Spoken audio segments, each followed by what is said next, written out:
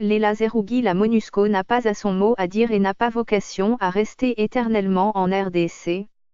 Elle exécute la volonté du Conseil de sécurité des Nations Unies, avec lequel le gouvernement congolais peut discuter s'il le souhaite. La relation avec les autorités est parfois difficile. Mais je préfère des tensions, qui me semblent normales dans un contexte politique préélectoral, à une absence de réaction du pouvoir. Cela démontre à mon sens que le gouvernement veut prendre sa place, est déterminé à agir sans la MONUSCO, ce qui peut être une bonne chose.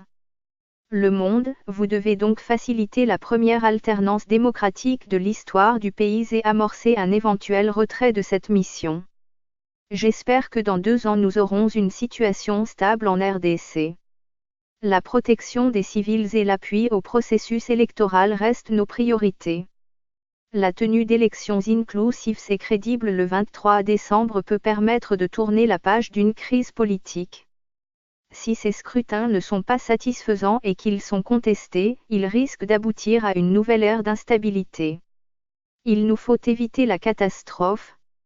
Ma mission est d'appuyer le processus et d'apporter un soutien logistique à la Commission électorale nationale indépendante, CENI. Je n'ai pas de mandat exécutif et ce n'est pas la MONUSCO qui organise ces élections.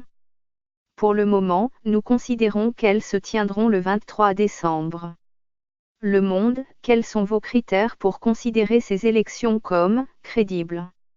D'abord la participation de toutes les parties qui le souhaitent, et il n'est pas la question d'une personne. C'est le premier défi, l'adhésion de l'opposition, dans sa diversité, à ce processus électoral. À mes interlocuteurs de la majorité présidentielle, je dis clairement qu'ils peuvent organiser des élections seuls, mais je demande, à quoi bon ? En quoi cela arrangerait-il la situation et servirait-il leurs intérêts ? Ils ont besoin de crédibilité, d'inclusivité. Donc ils doivent laisser la population manifester et l'opposition jouer son rôle. Je ne cesse de répéter aux leaders de l'opposition comme du pouvoir, parlez-vous.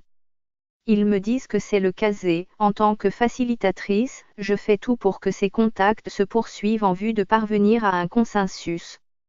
Malgré ses doutes et sa méfiance, l'opposition se prépare désormais à cette échéance du 23 décembre et il est important d'avoir une adhésion des 2 camps.